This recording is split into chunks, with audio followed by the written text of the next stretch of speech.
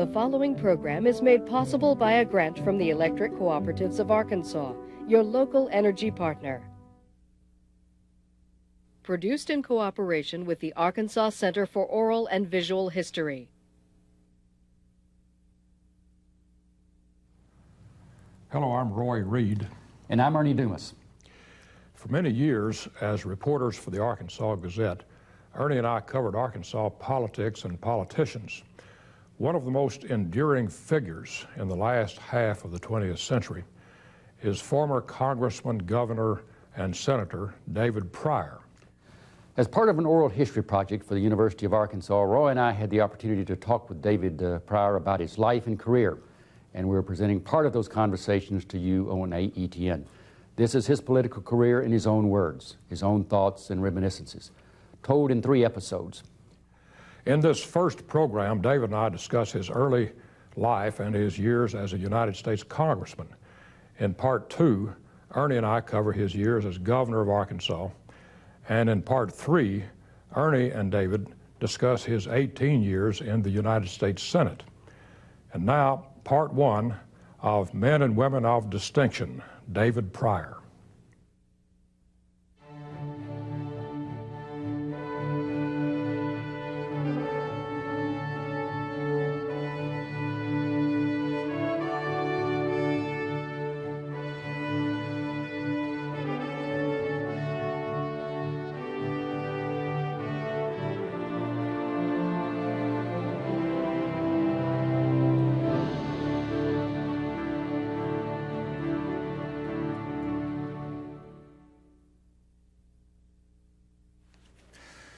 Okay, Senator Pryor, David H. Pryor. Born in Camden, Arkansas during the first term of Franklin Roosevelt's presidency, 1934. David, what was it like growing up in that time and that place, being raised by Edgar and Susie Pryor? What was it like? Well, it was kind of magical. Camden was a small town. It was a pretty sleepy southern town. My father was a Chevrolet dealer. He only had about 8th or 9th grade education. He was from Holly Springs up the road about 20 miles. And my mother was probably from one of the older families in the county, in Washita County. And her father had been in the Civil War. And also, my mother became, I think, the first woman in our state to ever seek a political office. This was while she was still single. And I used to say, well, Mother, was it because of the ERA, or were you involved in the women's movement and all this? And she says, are you kidding? Says the job paid $1,700 a year, and I needed a job, and I was single, about 21 years of age. But she ran right after women, got the right to vote. So we were in What'd she run for? Well, she ran for circuit clerk so it would be a county office. She was soundly defeated, but she always used to talk about how it was for a woman to walk through the sawmills and the cotton fields and what have you, and ask people, men, for their vote, which was unheard of in the early 1920s. Now, your father was elected sheriff. It was 38, 39? 1938. Yeah. What was it like in the sheriff's office for a 5, 6-year-old boy? Well, it was wonderful. It was like a smorgasbord of treasures, because he confiscated guns and knives. I remember he had a huge cigar box full of knives. Wonderful experiences. I got to go to the jail a lot. I used to say in some of my earlier, cornier speeches, and a lot of them have been corny, that one of my first jobs was sweeping out the jail, and I met some of my better friends there. My father only served as sheriff 4 years and then retired. He said, listen, a little bit of this goes a long way, and he retired. Edgar Pryor remained active in the local political scene. He became involved in John McClellan's 1942 Senate race. The Pryors lived next door to Ben Laney, and Edgar was involved in Laney's successful campaign for governor in 1944. But it was his friendship with Congressman Orrin Harris that led David to politics. My father and Judge Harris, Orrin Harris, Congressman Harris, had formed a relationship early. My father was kind of his campaign manager, or one of them, when he decided to run for the U.S. House. And I went to see a movie one night at the Strand Theater in Camden, Arkansas. And it was Born Yesterday, and it had been filmed in Washington. But I came home that night from the movie. I was in 11th grade, and I wrote a letter to Congressman Harris. I wrote him a letter, and I said, "Dear Congressman Harris, I'm David Pryor. I'm the son of Edgar and Susie Pryor, that you know in Camden. I've just seen a movie that's inspired me about Washington. I would love to become a page. I'd like to be a page boy in Washington. If you have a possibility of an opening, I would appreciate it." And I became a page in the summer of 1951. And this is the man, Judge Orrin Harris, who I ultimately succeeded. I had been his page, and then I succeeded him in Washington as a congressman. My father died in '52. I was just turning 18. I was a freshman at Henderson University. And my father died of leukemia, and it consumed him actually before anyone knew much. In 1952, they didn't know much about leukemia. And he was gone almost in the blink of an eye. After Edgar's death, David transferred to the University of Arkansas at Fayetteville and studied political science. It was during those years that he developed what he terms an antagonistic relationship with Orville Faubus that would last for over 30 years. I had been, as a college student, the campaign driver in 1954 for the incumbent governor, who had been there just 2 years and was running for re-election, expected to coast to victory, Governor Francis Cherry. Faubus upset Governor Cherry that summer in a mean race, one of the meanest in history. I was prejudiced against Faubus to begin with. Added to this, I felt like he was doing some things that were not good for our state. Of course, I was just a college student still at the time.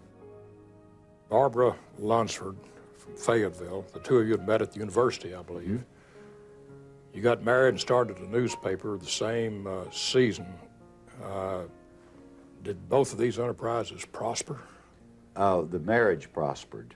The newspaper did not prosper. I didn't know anything. I'd never even had a course in journalism. I tell everybody, they said, "Why'd you start a newspaper?" I said, "Well, I couldn't get a job anywhere else, so I just started my own." The Washita Citizen, born October 31st, Halloween night, 1957, which was about 1 month before Barbara Pryor and I got married. And when we got married, we had a very short honeymoon in New Orleans. We fled back to Camden and kept putting our paper out every Thursday night, and we did it for 4 years. And about after the third year of that, I ran for the legislature. Was elected. I was defeated a third-term, 6-year veteran of the legislature who was not an indecent guy at all. In fact, he was a very decent man. But he was a Faubus vote that Faubus could count on. Was Faubus an issue, Governor Faubus, was he an issue in that legislative race? He was an issue because his people, his local people in Washita County, decided I should not go to the legislature. The Governor Faubus had, I don't want to say issued a mandate or an edict, but to his people, his appointees and his groups in Washita County and in other counties in South Arkansas, said, "There's one guy I don't want in the legislature, David Pryor. Don't let that guy go." Why? Because I had written a lot of bad things about him, negative editorials about Governor Faubus. We never got along during that period, and it got worse as I got to the legislature and opposed him on many issues in the state. So he was on your target list, and it should be pointed out that by 1960, Governor Faubus had become by far the most powerful political figure in our state. He had appointed, beginning about that time, every member of every board, every commission throughout the state. In the Arkansas House of Representatives, Pryor became part of a group known as the Young Turks.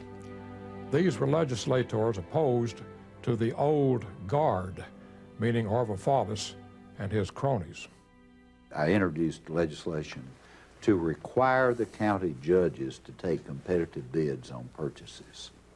They were the road builders. They bought road graders and gravel and culverts and equipment and millions and millions of dollars worth of equipment and whatever, and services and whatever. And they didn't have to take one competitive bid. So they rewarded their friends and punished their enemies, and those were the rules. So I introduced a bill that any items sold to the county that cost over $100, you had to competitively bid it.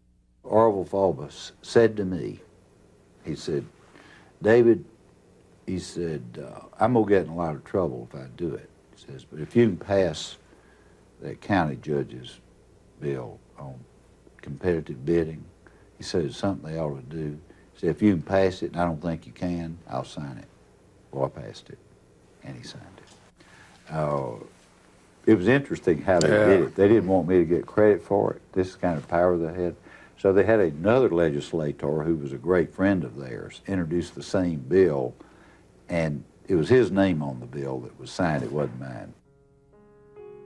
David enrolled in the law school at Fayetteville and split his time between the legislature, school, and his family, which now included 2 small children. While in law school, he befriended Faubus's son, Farrell. I saw him as a lonely person. I would take time to go to the Union with him and have a cup of coffee. I remember the day that he came to school and he said, I want to show you something I'm not going to show anyone else. And he went to his locker and he rolled out the plans for his father and mother's home they were going to build in Huntsville. And I said, now, Farrell, let's see. That looks like to me about 300 feet long. That's a football field. He said, yeah, that is a big house, isn't it? But we were looking at the blueprints, literally, in the lounge of Waterman Hall at the law school. I always felt good about Farrell. I liked him, and he was a smart, very smart person. Pryor spent 6 years as a state representative. In 1965, Orrin Harris announced that he was planning to leave Congress early the following year to take a position as a federal judge. In the weeks following Harris's departure for the bench in February of 1966, Governor Faubus hesitated to call a special election to fill the seat. It is Pryor's belief that his friendship with Farrell Faubus had something to do with the delay, a delay that gave him time to build support. This thing opened up just all of a sudden. Here was an opening for Congress, and so everyone almost in South Arkansas that ever wanted to run for anything, this was the opportunity to do so. Orville Faubus never called a special election. Why didn't he? He could have kept David Pryor maybe from going to Congress. His son Farrell, I had befriended. Farrell Faubus went to his dad and says, Dad, don't call a special election. He says, I'd like to give my friend David Pryor, I'd like to see my friend David Pryor have a chance. Orville Faubus, as a favor to his son Farrell, his late son, who died ultimately not too long after that, failed to call an election, and I ran in a special big election, and I had an opportunity, and I won. In the fall of 1966, Pryor was elected to fill out the remaining 3 months of Harris's term and become the 4th district representative for the next 2 years. I'll pinch myself, I might say, to really make me become aware once again that I'm up here, that I'm in this great historical city of ours. His freshman legislative class included Republican John Paul Hammerschmidt of Northwest Arkansas, and the future president George Herbert Walker Bush of Texas. Pryor soon found himself in a position of immense power. Well, it happened because we happened to have a man in Congress at that time in the U.S. House named Wilbur Mills. There was no opening on any appropriations committee, but that was my first request. And about a week or so before the Congress opened, I went to Searcy to see Mr. Mills. And he says, there's no way that we can get you on the Appropriations Committee. You go on, you've got a lot of agriculture in your district. We're going to put you on the Agriculture Committee. And you sit there and you just bide your time. People many times wait 10 years before they go on appropriations, or 15 years. The day that the Congress opened, and I was to be sworn in the new session of Congress, Congressman John Fogarty died. He died right out in front of the Longworth office building, had a heart attack and died. Someone raced in to see Wilbur Mills. Mr. Mills, Congressman Fogarty, it looks like he's dead. They're just taking him in the ambulance, and we think he's deceased, heart attack. Wilbur Mills, the story goes, he picked up the phone and called Speaker John McCormick. Says, John, it looks like John Fogarty is dead. I want you to keep in mind my friend, freshman Congressman David Pryor. And so that's how it worked. And I went on the Appropriations Committee. A great position of power as a freshman, unheard of. Yeah. But it happened in 1967. As a member of the Appropriations Committee, he was suddenly confronted with the issue of Vietnam.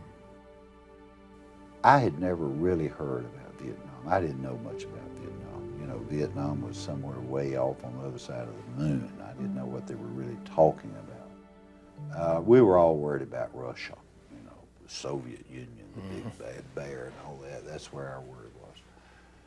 And I basically didn't connect the two. And also we were still, you know, had our eye on North Korea and that part of the world. And then Vietnam comes around. All of a sudden, the next thing I knew, I was invited to the White House by President Johnson. I'd never been to the White House. I was sitting in there, and he was Secretary McNamara, Secretary Rusk, General Westmoreland, and all of them talking to us about the need for a few more millions and a few more troops, and we're making headway. This thing is going to come to closure very soon. And so I looked around the powers that be, the chairman of the Appropriations Committee and the members that I highly respected, and I said, well, who am I to question this? So I said, yeah, okay. So I kind of went along. But maybe I was enamored at the moment. Maybe I was taken with the environment of being in the White House. Maybe I was impressed with the show. I don't know what it was, but I didn't ask enough questions, and I took people at their word. Well, it went on and on and on. The Vietnam issue plagued me and troubled me. My wife Barbara saw the Vietnam War much earlier than I did for what it was. Early '69 or late '68, probably in December or January. I got on a plane one day in Little Rock, and I was going to Washington. I got on in Little Rock, and I was going back to my seat in coach class. There was a young soldier there, and Congressman Pryor, I'm from Sheridan or Fordyce or somewhere, McGee or somewhere, I'm in your district. I said, well, where are you headed? He said, I'm shipping out to Vietnam. And I talked to him about it for a moment, and I said, man, we're lucky to have people like you doing this, and I meant that. I went to my seat, and about 3 or 4 months later, I got on a plane in Washington, and I was coming back. I went back and forth a lot, but I just happened to get on a plane in Washington. And lo and behold, I got on the plane in Washington, coming back home for the weekend. Here's the same soldier. And as I was walking by him, I said, I'm Congressman Pryor. He says, I know. I said, I thought you were going to Vietnam. He says, well, I'm back. And he had a blanket over him. And he removed the blanket, and he had no legs. And to me, I said then, enough's enough. And he said to me, I'll never forget it, he said, I don't mind losing my legs had I ever known what I was there for. There were other great issues during those years. There was the war on poverty, there was Medicare was being crafted by your friend Mr. Mills. And one of your great issues from that time was the aging, the older people trying to do something. How did you happen to get interested in that issue? Roy, my mother wrote me a letter one time about an aunt she had living in a nursing home. Hot in the summer, cold in the winter, not sufficient food, no doctors, just no fire escape. I mean, just terrible, roaches and all the bad stories. So I kept saying, now, Mother, nothing like that could happen. And well, one weekend, sure enough, I went home and I saw the conditions there in which she was living. And the bottom line was, it was happening everywhere. So I said, well, I'm going to go out and see for myself. So I said, they're not going to know me in Maryland, Virginia, and Washington. So I'm going to go out and I'm going to become a volunteer. I didn't tell them I was a congressman. I came back and I begged the Speaker of the House and various people in the Congress. I said, well, at least we need a committee on aging in the House. We don't have anything like that. We don't have any place we can take these complaints to. Well, we don't need that. The Ways and Means does this, Appropriations does this, the Veterans Committee does this. Well, everybody did, once again, a little slither of jurisdiction, but no one really had centralized control. So I borrowed a trailer from the Mobile Home Institute, and I set it up down at Joe's Gulf Station, about 3 blocks from the Capitol. I had about 20 kids that came in from the summer, and they volunteered. We went to investigate nursing homes, and we held hearings on fire safety codes, and we did everything. And we called this trailer, this mobile home, it wasn't the House Committee on Aging. It was the House Trailer Committee on Aging. We had our own stationery printed, and we had some fabulous young people. We raised a ruckus. We got a lot of attention. We passed a fire safety code. We passed a nutritional diet program. We enacted federal regulations as well as states. It had been only in the state hands. We have now federal and state regulations of nursing homes. But anyway, well, we created quite a storm, and it was a fascinating experience. David Pryor was unable to convince the House to create a committee on aging. He had served 6 years in Congress, and in 1972, he decided to challenge a powerful 30-year veteran of the Senate, John L. McClellan. This seat, as do all positions of public trust, belong to you. It belongs to the people, and political offices were never intended to become the personal property of any individual. I remember I went to Camden on February the 19th, 1972. And I went to the Whiteside School, and I announced for the Senate. It was a packed house, enormous crowd, very enthusiastic. And it was kind of like, look, I don't want to talk about him personally, but he's had this position now for 30 years, and, it's time for a change. I'd always wanted to be a United States Senator, always. And I found that this was my chance. It may not have been my opportunity, but it was a chance. But it was a hard race. It was one of the most difficult races, I think, and truly one of the most, what do I say, not dynamic, but colorful races and emotional races that we've ever had in Arkansas politics. You would drive down the street or down the road, you would see a Pryor sign in one side of the yard and a McClellan sign in the other. We got into a runoff with Senator McClellan, and it was tough 2-week runoff, I can tell you that. It was tough. Very close race, wasn't it? Oh, it was an extremely close race. I think 18,000? 18,000 votes, different statewide, which was just really a few votes per box. In the fall of 1972, John McClellan held on to his Senate seat, and David Pryor was temporarily retired from Arkansas politics. But his work in Washington on behalf of the elderly was not in vain. Congressman Claude Pepper of Florida took up the cause, and in 1973, the House Committee on Aging was created. The next year, Pryor staged a political comeback, and that's where Ernie Dumas and I will pick up the story in part 2. The 1972 Senate race between David Pryor and John McClellan was a classic in Arkansas politics. David Pryor was a young congressman, a rising star, challenging the entrenched 30-year Senate veteran John L. McClellan. But McClellan triumphed in a runoff in the Democratic primary, and many of us wondered, frankly, if David Pryor's political sun had set. That's where Roy Reed and I pick up the story in part 2 of Men and Women of Distinction, David Pryor.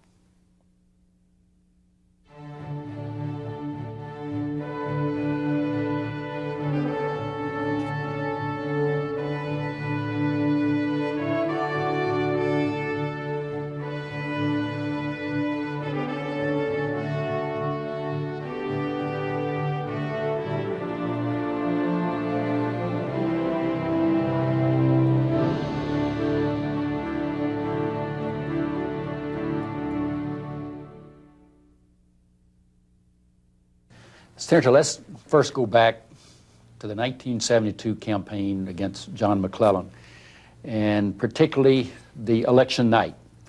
And the returns came in, and you had been defeated. And you made a remarkable concession speech. I remember it very well myself, remembered it over the years as a kind of a model of what a good concession speech ought to be. Basically, the real test of people and of men does not come when we accept our victories. It comes when we accept our defeats. It was in the Sheraton Hotel, or the old Sheraton as we would call it. It was packed, and all of our people, of course, were pretty down that night.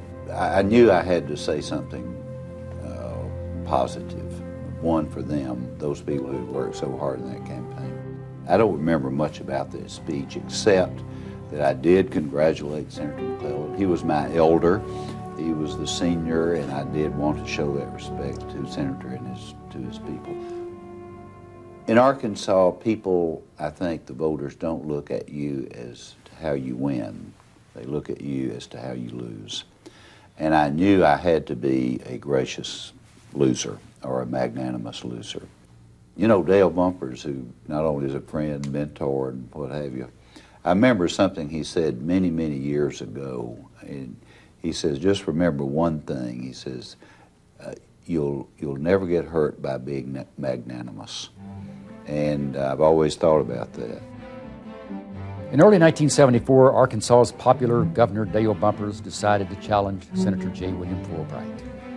The governor's office was open, and David Pryor was ready to make a political comeback. I see the greatest issue in this campaign as which candidate can become the best governor and which candidate can lead the people at this time and at this stage in history of our state. He wasn't the only Democrat to join the race. Lieutenant Governor Bob Riley entered, followed by Pryor's old adversary, Orville Faubus.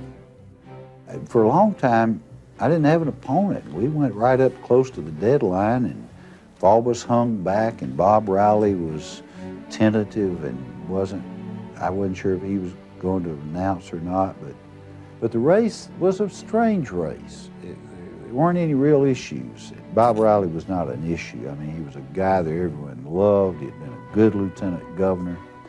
But the issue was Faubus, and then the issue was me. Faubus spent most of the campaign attacking Pryor and trying to tie him to out-of-state labor bosses.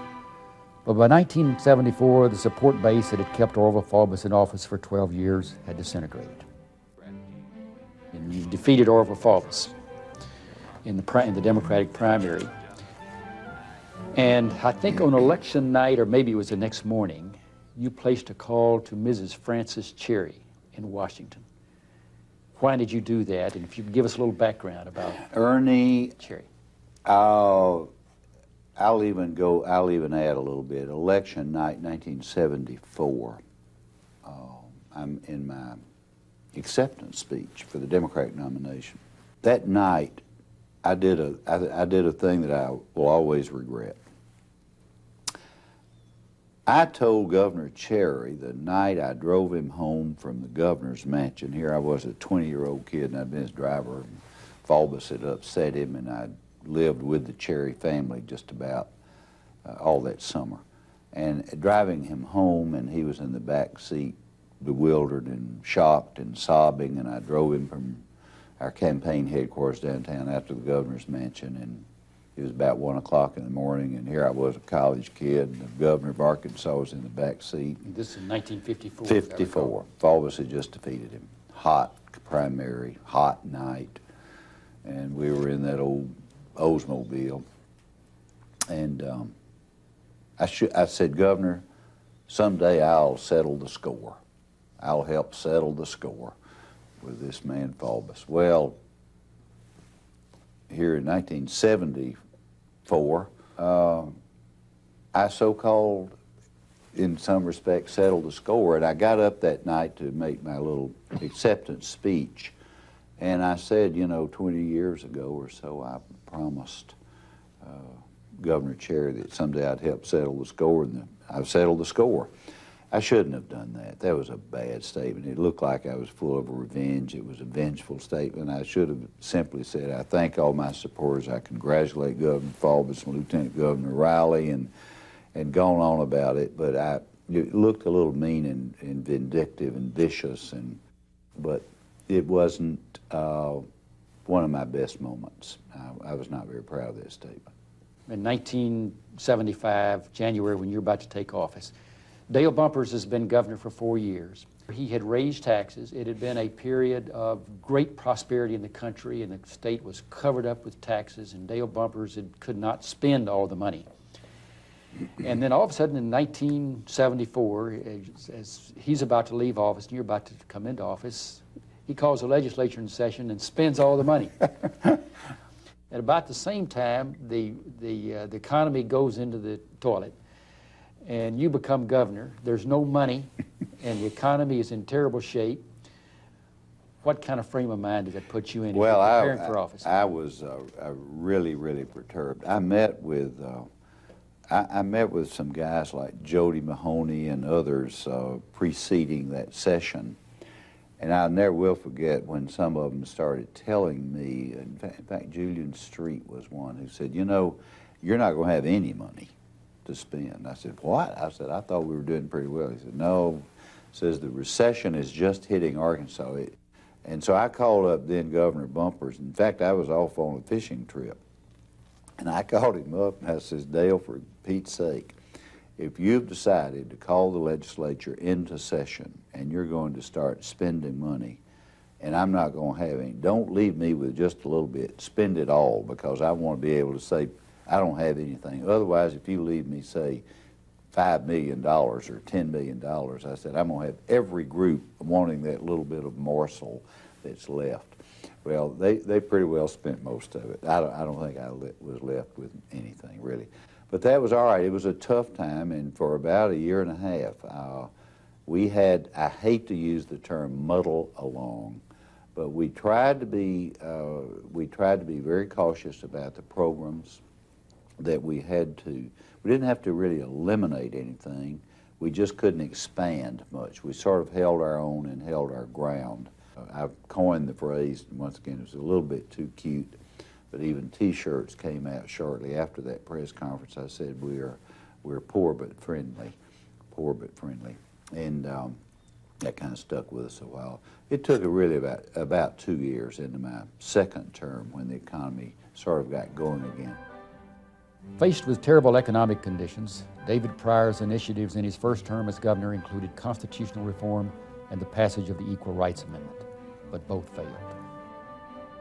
I thought it would set the stage for sort of a new beginning psychologically for the state. We had deep problems in our educational system, in our prison system, in our highway system. We had old archaic things still lingering back. We used to talk about the dueling of, where it outlawed dueling of public officials and things like that. I think now a lot of people would like to see some dueling of public officials in public and get rid of a few of us. But during that time, I felt like it was a time for a new beginning. And I felt like the Constitution would sort of psychologically set the stage for this. Equal Rights Amendment was a big issue in the early 70s when Dale Bumpers was governor. It was an issue nationally. But in 1975, when you take office, you make the ERA, ratification of the ERA, part of your program. And of course it failed too, as it... When I became governor, I really felt it was only a continuation of the belief that there should be equality in the workplace for all people, men and women, and I supported the Equal Rights Amendment.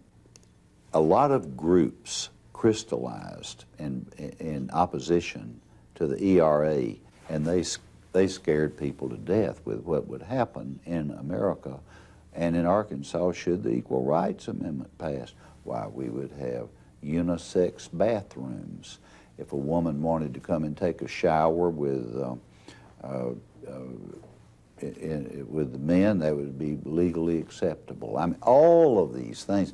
And then they said, what in the world will it do to our armed forces? It will force men and women to live together in the barracks, and they'll, all of these conjured up things that it was really sounded pretty evil. Well, I remember one time, one winter morning, I was sitting in the governor's office and a little knock on the door, and I opened the crack and I looked out, and it was my friend from Southwest Arkansas, the late Senator Olin Hendricks from Antwine. But he says, Governor, do you have just a moment? I've got some of my friends out from constituents I'd like for you to shake their hand. And I thought perhaps he had a page or someone he'd like to have a picture made with. So I opened the door and walked out in the conference room, and I think there must have been 1,000. There must have been 1,000 women in that conference room. And he says, Governor, these are a few of my constituents from Southwest Arkansas, and they wanted to have a few words with you, and says, I wanted them to meet you, and y'all just have this exchange. Says, Governor, I'll see you later. I've got a committee meeting down the hall, and I've got to go. So here goes Senator Hendricks down the hall, and for years, up until the time the late senator died, I said, by the way, are you still in that committee meeting? I hadn't seen you since. And so he basically sort of, as we might say, fed me to the wolves, but it was not in a mean way, no. These were women hostile to the ERA. Oh, very, very hostile to the passage of the ERA. And I explained my position to them, and I survived it. I got out of there politically and physically alive, and they weren't too harsh on me, but they were very hostile to my position. Despite Arkansas's economic problems, under Pryor, the state opened a controversial office in Brussels, Belgium. Frank White worked for a bank here in Little Rock, and I needed someone in the Arkansas Industrial Development Commission in that role I needed a cheerleader. I needed someone who could go out there and rally the troops, and who, in spite of a recession and declining revenues and plants closing and jobs being lost and all other manner of problems developing, I needed a cheerleader. I needed someone who could go out there and preach the gospel that things are going to get better. And I knew Frank from many years ago, because Frank used to be a big Democrat. But Frank, I don't know how this idea came about. It may have been Frank's idea, but I can tell you he ran with it. And before I knew it, he had invited all these legislators to Brussels, the center of the common market then. And he says, this is where the business is going to be in the next decade or two. It's in Europe. We're going to bring these businesses over here. We were sort of negotiating, I think at that time, Ernie, with the steel wire company that ultimately located in Van Buren, which was a Belgian Beckert Steel. And they had a contract with Daisy Air Rifle to make all the wire, which ultimately makes the BBs for the Daisy Air Rifle. So we had a relationship there. We gathered up all these people. My gosh, there must have been 20 of us, and here we go to Europe. And it was quite a trip to have Boyce Alford and Senator Virgil Fletcher and Knox Nelson and John Miller and I don't know who all on this and their wives on this trip. The European office never functioned as Governor Pryor thought it would. In fact, over a period of several years, it failed to bring European investment to Arkansas. Pryor ran for a second term in 1976. He won the primary without a runoff. He received 85% of the vote in the fall general election. Then he drafted a bold initiative before the 1977 legislative session. It was supposed to give the cities of Arkansas the authority to levy their own taxes, and it became known as the Arkansas Plan. We were coming out of the economic chaos and the so-called national economic crisis. The recession was at its ebbing. It was ebbing at the time. I had long been a proponent of home rule for the cities and to an extent the counties. It was called the Arkansas Plan. I didn't label it the Arkansas Plan. One of the editorial writers called it the Arkansas Plan. And I don't know what we called it when I started off, but I spoke to this joint session of the General Assembly and told them of the plan. They were aghast. The plan was that you were going to cut the state income tax by 25%. Right. And then give the money back and then to the empower cities and counties to levy those taxes. And to make up that slack. You went around the state selling this plan. Went to Jonesboro, one of the earlier things, and you made your talk had there. Had a big crowd at Jonesboro. Had a big crowd there in the auditorium at Arkansas State University. And you made a little analogy. You said, now this is what people could do with this money. If we'll cut this income tax 25%, we'll send it back home, and people can. If you want to build you a new fire station or a city hall or buy a new police car or pay your policemen more than they pay in the next city to create competition and whatever. And they said, well, what? This guy got up in the back, this old guy with overalls said, well, what happens if we don't want to do any of that? What can we do with this money? I said, I don't know, you can buy you a new coon dog with it if you want to. Well, boy, I knew I was in it then. And I remember coming back that night in our little bus or van or whatever it was, motorhome. Somebody said, you know, I don't know that you ought to use that coon dog. Well, the next morning it was too late. Ernie Dumas of the Gazette and George Fisher had already tagged me. Boy, they tagged me. Every group in the state came out against you. It was just, you seemed to be all alone. Yes, I was. In advocating this plan. Pretty lonely, yeah. And the legislature in the end rejects the plan. Well, this was the biggest blow of your political career. At that point, you invested so much in this initiative. During that period, Gazette had been supportive of you in the past, editorially, and in this episode just really savaged you on the Arkansas plan. Politicians really don't have a very thick hide. Politicians probably have the thinnest of all hides. And one characteristic of a politician is we like people to like us. That's part of it. We like people to like us. We like people to approve of what we're doing and what we've done. So I had a long relationship with the Gazette that I enjoyed. And I appreciated, and I hated to see that relationship tarnished. I felt at times their editorials became personal. And I think that is what bothered me more. Senator, again in your second term, famous bit of legislation was your litter tax. Now you had a lot of environmental legislation when you were governor, and you introduced a bill in that '77 legislative session to create a tax on certain kind of products that were prone to become litter along our roadsides. Well, I was obsessed, as I am obsessed, with trying to clean up our state. I just think that what we have done to our state is absolutely awful along the highways. I think that my litter tax that I introduced, a very, very nominal, modest tax on styrofoam and things like that, all that is hard to destroy and whatever. I passed it by a big vote. I made a strong statement about needing to clean up our state. It was going to be a small business tax returned to the communities, and our revenue department at that time in the state, which I was not aware this particular message was going out, sent out absolutely the worst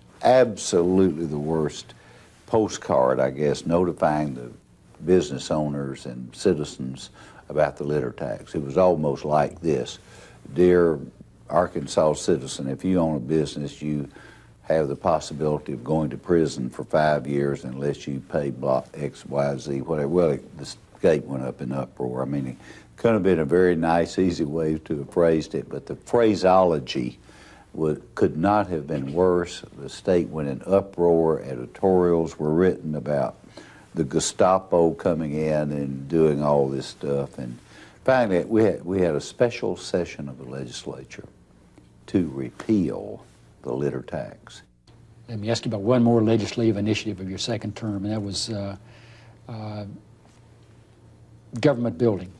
Been an effort for some years to develop a central home to state offices around the state capitol building. They've all been scattered out.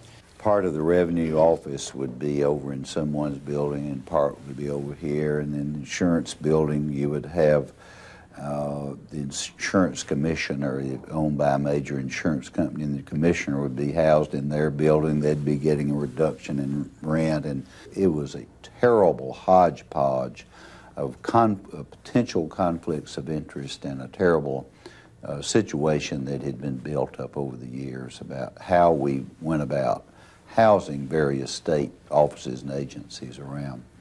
Well, as a result, I said, let's get control of this thing. Let's put them under one roof. They'll have central jurisdiction. You had to take some extraordinary steps to get that legislation passed, did you Did not? we ever? That's one thing I do remember, because I remember I think it was the last day of one of the legislative sessions. And by the way, the happiest day of a legislative session for any governor is when the legislature goes home. But the legislature had gone home this time and hadn't completed their business. And the state Senate had gone to the horse races on the last afternoon. And we still had the state building services bill that was still about to be voted on, and most of the senators had left. They didn't want to vote on it. I said, where are the senators? And they said, well, they've gone to the horse races. And I said, well, go get them. And they said, what do you mean go get them? I said, have the state police go get the senators and bring them back to the Capitol. Well, we fanned out, and we found one or two of them down around Benton or something on their way, and we stopped them, and they came back on their own. And one of the senators we found, who was sort of indisposed in the Capitol building, not making his presence known, and we got him in there. Well, we passed it by one vote, and that passed the state building services bill. But it was. Did they actually make it to Oaklawn to get a bunch of them? I'm not sure they made it that far, but some of them were certainly en route, and we asked them to come back, but we had the state troopers after them. And that was not the first time. I remember Governor Faubus having the state police go out one time and bring back absent senators for a vote. I don't recall the vote, but I remember that happening, and he sent around the state, bringing them back to the state capitol. With his second term winding down, speculation increased about David Pryor's future. John McClellan announced in 1977 that he would not run for re-election, and the names Thornton, Alexander, Tucker, and Clinton were all mentioned as possible candidates. A few months later, John McClellan died at the age of 81. He died, and I went to his widow, Mrs. McClellan, the night of the funeral, after all the official parties had returned to Washington. The vice president was here, members of the Senate, etc. And I was invited to her apartment. I asked if I could come, and I went. And of course, there was still some degree of I don't want to say skepticism, there was tension between anybody named Pryor and anyone named McClellan, because a lot of that had carried over from the 1972 campaign when I challenged him and he defeated me.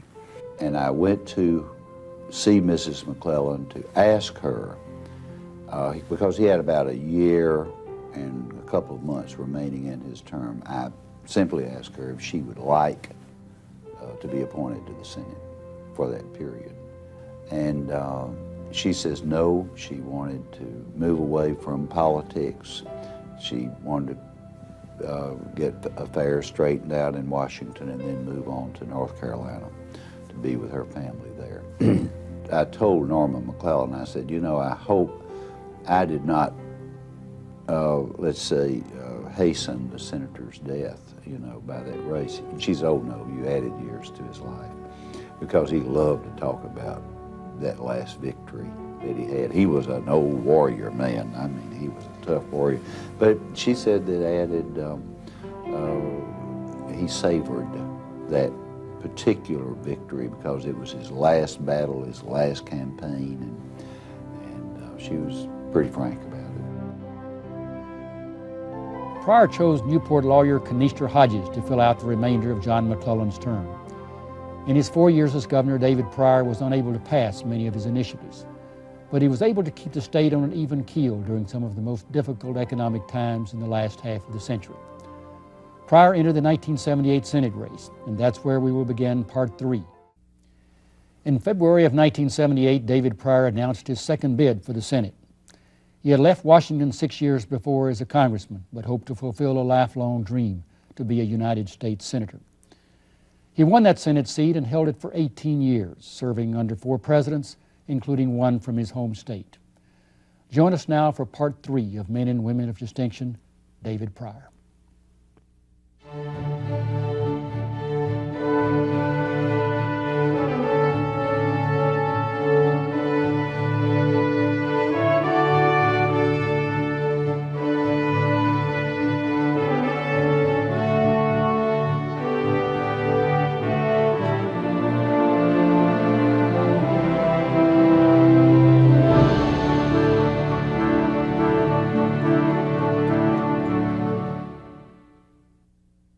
Been there. I love its people, and I respect its people.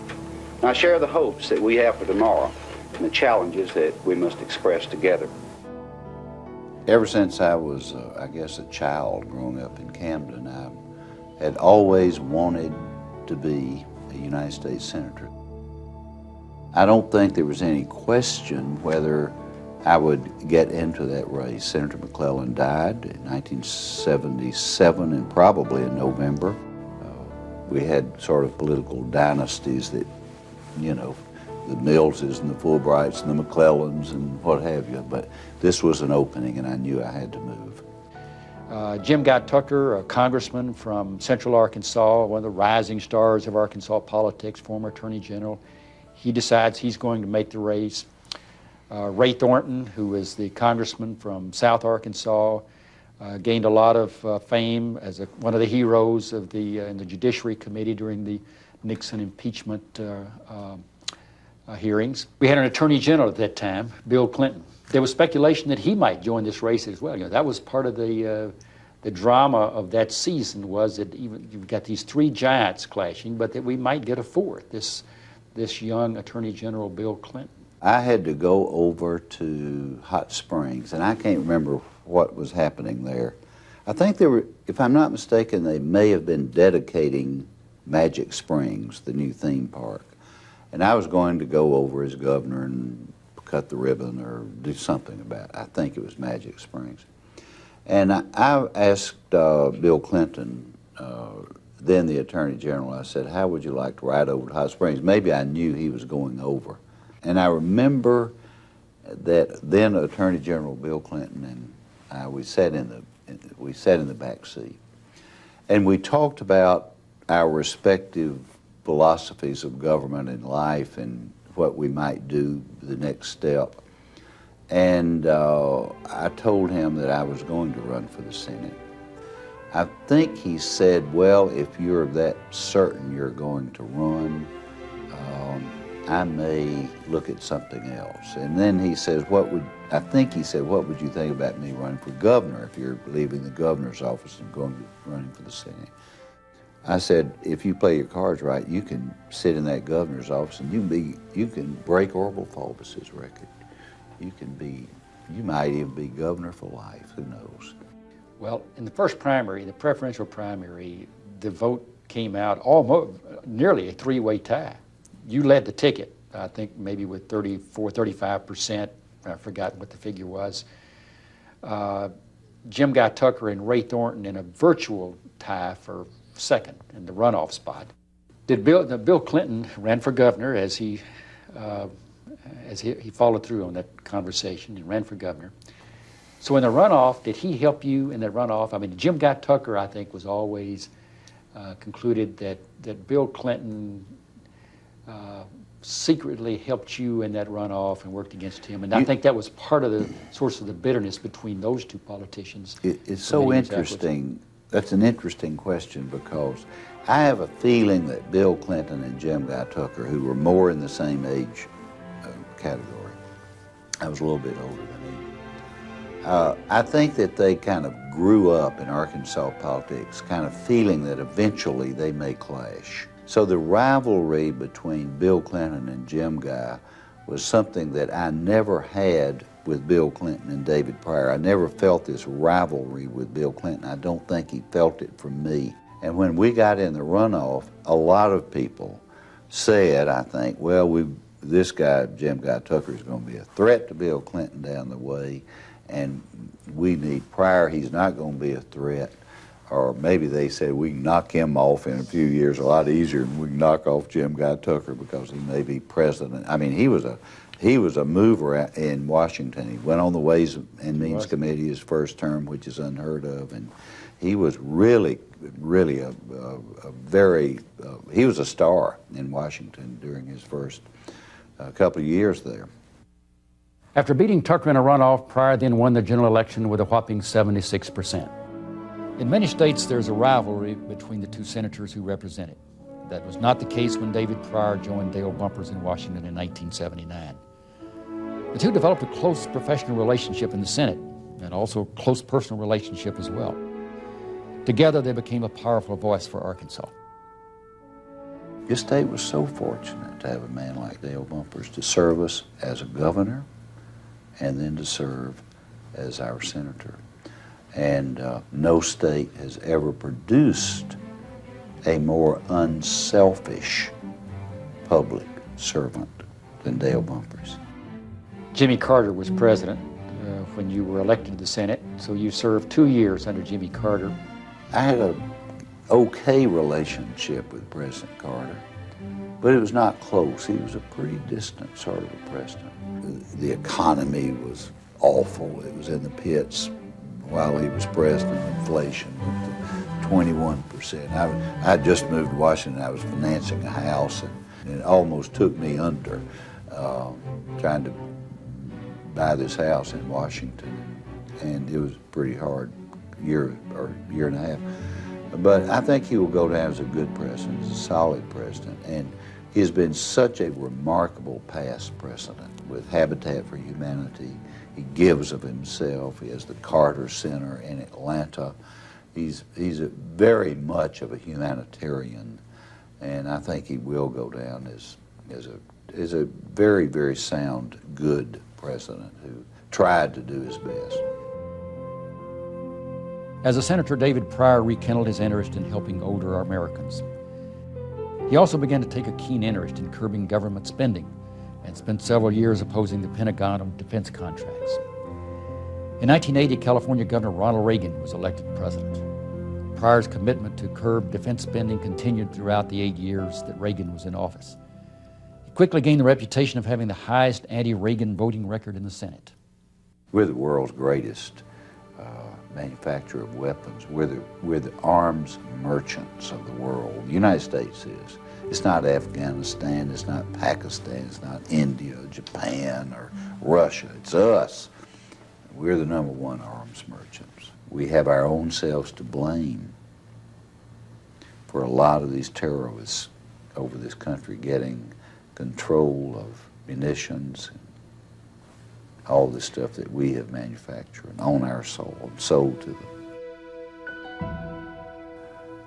I remember one time being invited to go to the White House, and it was on, I believe, the sale of AWACS to the Saudis.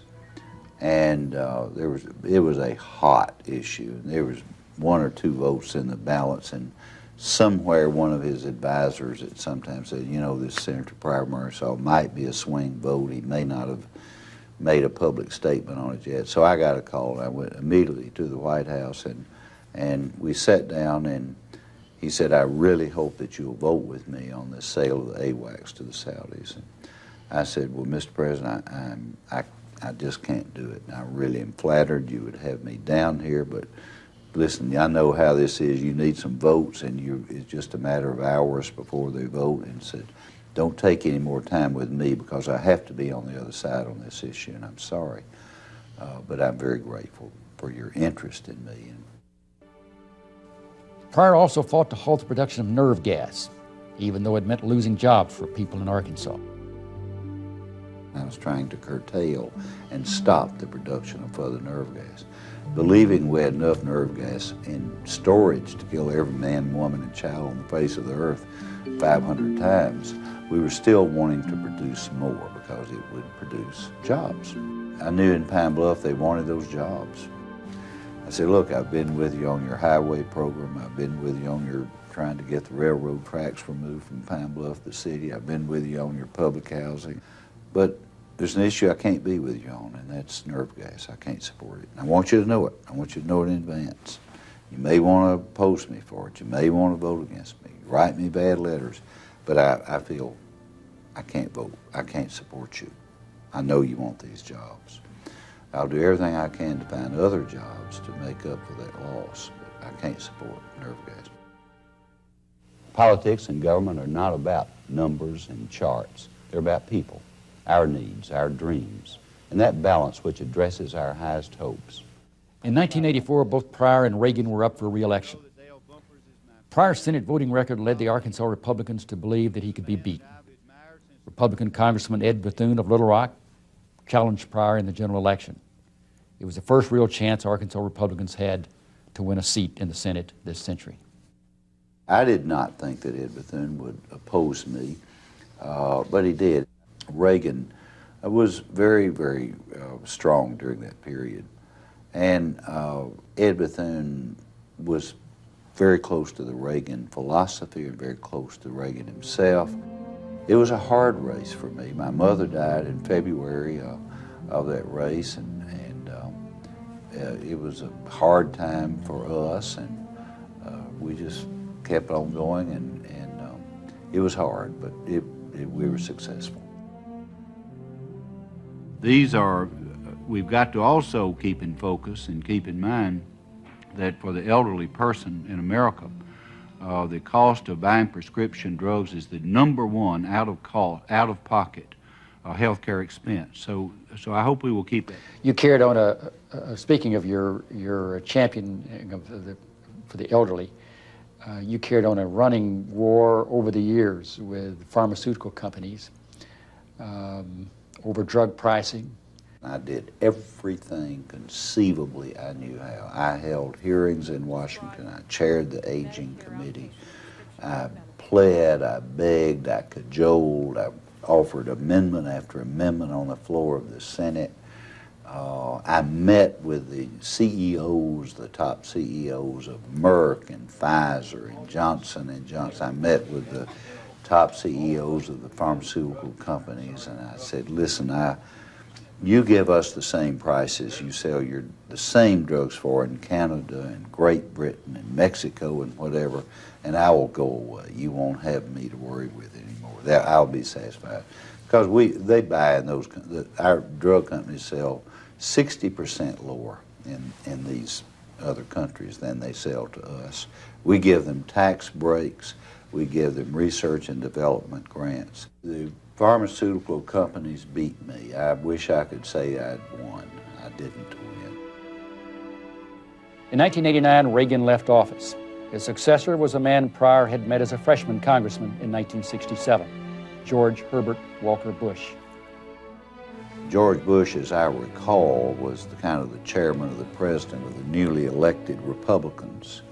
I was the president of the newly elected Democrats. Well, as a result, Congressman Pryor and Congressman Bush we had meetings together and luncheons together and dinners and family outings and whatever. And he was always cordial with me. When he was vice president, the group of freshmen who went to the House, that class of '66, he would invite us to the vice president's home for dinner. And I thought that was kind of a classy thing to do. He didn't have to do that. The Taxpayers' Bill of Rights is not, Madam President, a simple statement or a meaningless resolution that the taxpayer needs more protection against the abusive methods of the Internal Revenue Service.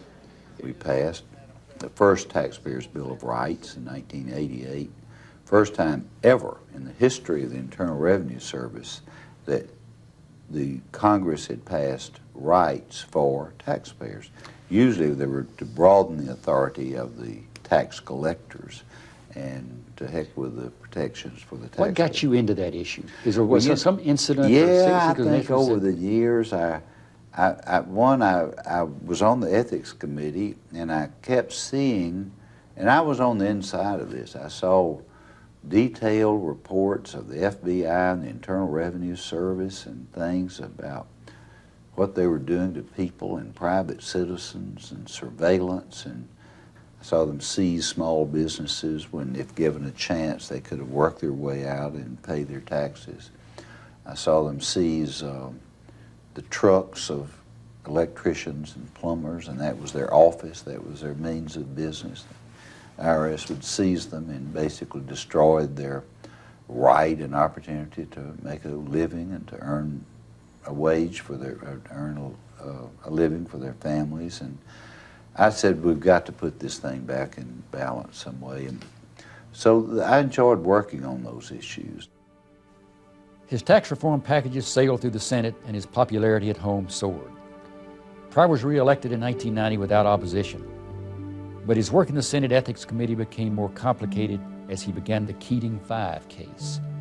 5 senators, including John Glenn and John McCain, stood accused of helping to bail financier Charles Keating out of a failed savings and loan in return for political favors. I mean, there was so much interest in the 5 senators who had been charged in ethical violations that basically the press demanded that this be publicized. So we had hearings for weeks and weeks, and it was a hard period. This probably lasted 2 years. John Glenn, for example, said that was the most trying time of his life. John McCain, a defendant in that matter, said it was worse than being in the Hanoi Hilton as a prisoner of the Viet Cong. It's very hard being in a position of judgment over your colleagues and then 15 minutes later having lunch with them in the Senate dining room or sitting by them on a committee. And John Glenn and John McCain's involvement with Keating were not to the extent, perhaps, of some of the other our colleagues. But we just felt like if we were going to air this thing, we were going to air it all out and let the chips fall where they may. And we gave I guess you would say, a slap on the wrist to Glenn and to McCain, a tougher rebuke for the other members of the Keating 5 group of senators. But John McCain felt like that I was kind of the swing vote in not releasing him and sort of acquitting him up front. And he became very bitter. And for about a period of 4 years, he wouldn't speak to me. He refused to speak to me. I believe that together we can make America great again. And with your help, your heart, your devotion, and your efforts, we can build a community of hope that will inspire the world. God bless you, and thank you very much. Things changed dramatically for all Arkansans in 1991 when Governor Bill Clinton announced that he was seeking the Democratic nomination for president. Pryor immediately went on the campaign trail for Clinton and on the defensive for his home state. and I will quote all of this, campaign in Colorado Springs, Bush, President Bush, referred to his opponent. Bill Clinton is the, quote, governor of a certain state located somewhere between Texas and Oklahoma. I must say during the campaign of '92, when George Bush was running for re-election, I must say that our relationship got a little dicey at that time because George Bush, said some pretty, I thought, detrimental things about Arkansas and its people. And so, of course, I was for Governor Clinton to be elected at that time. Which brings us to Bill Clinton. In the now, well, I guess you served in, what, 4 years, I guess, really? You left office in '96 was when you retired. Yes. And in the Senate, you were kind of considered, I guess, of all the senators, the closest person in the Senate to Bill Clinton. I got inundated with people wanting jobs. They wanted to be appointed to the cabinet. They wanted this, they wanted that. They wanted jobs for their kids. It was enormous. I even designated a member of our staff when I was in the Senate almost as a kind of a liaison to the White House and to White House issues, because we kind of had a White House desk in our office, because every day there was a request, several times a day, for something that the White House could do. We lived in an apartment here in Little Rock at the time. And I think Barbara Pryor, a time or two, just jerked the phone out of the wall, or wanted to, because it rang constantly. It was a hard time. But was it fun? Was it more? Did it make it more fun or more life more? It made it different. It made it different. Whatever he did wrong, I was kind of the first to hear from it. One of my colleagues in the Senate, he will be nameless as far as this conversation, almost on a daily basis, I would see him in the Senate. We would be standing there voting in the well of the Senate, or at the lunch period or Democratic conference. And every time this senator would see me, he would make a point. Well, I see where your president this morning has done so-and-so, you know. All in all, it was a grand experience to have served with him, to have served in that capacity. And I'm proud to have been called Bill Clinton's friend. Why do you think the Washington establishment, that is the Washington media, the press, inside the Beltway social groups, were so antagonistic to Bill Clinton and continues all these years? I think the bottom line is they have a prejudice against, there is a prejudice in Washington against the smaller, you might say, rural states, and certainly Arkansas being no exceptions. We're still suffering to some extent from Bob Burns, the comedian, who, barefoot and all that business. I kind of laughed and made Jimmy Carter the butt of a lot of jokes, and when Bill Clinton came, in spite of the fact that he was a Rhodes Scholar, in spite of the fact that he's probably one of the most brilliant presidents we've ever had, I think a lot of it was just pure jealousy. I think just jealousy. The tax collection process is so big, so complex. The Senate unanimously passed a second Taxpayers' Bill of Rights in 1996. For Pryor, it would be something of a swan song. After 6 years as a state representative, 6 years as a congressman, 4 years as governor, and 18 years as a United States Senator, David Pryor's 35-year career of public service came to an end.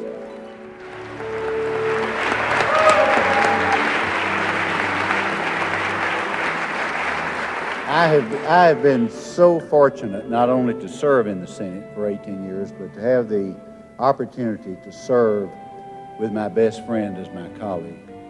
That is very rare. It is a unique relationship, and I can tell you that to serve with Dale Bumpers as my colleague has been truly one of the great honors of my life. I will miss him, and certainly I will miss all of you. Senator, I want to ask you to think about what you think your proudest accomplishments were in that 18 years in the Senate. You can identify 2 or 3 of those. You know, Ernie, when I get questions like that, I usually, it's not that I'm dodging it or don't have anything that I'm proud of, but some things I'm more proud of than others. But I think I'm going to let the people make that decision, and the historians who write the history. David and Barbara Pryor returned to private life in 1997. He spent a semester teaching at his alma mater, the University of Arkansas, as a Fulbright Distinguished Fellow of Law and Public Policy. He then accepted a 2-year position as the director of the Institute of Politics at the John F. Kennedy School of Government at Harvard University. We hope you enjoyed Men and Women of Distinction, David Pryor. I'm Ernie Dumas. Thank you for watching.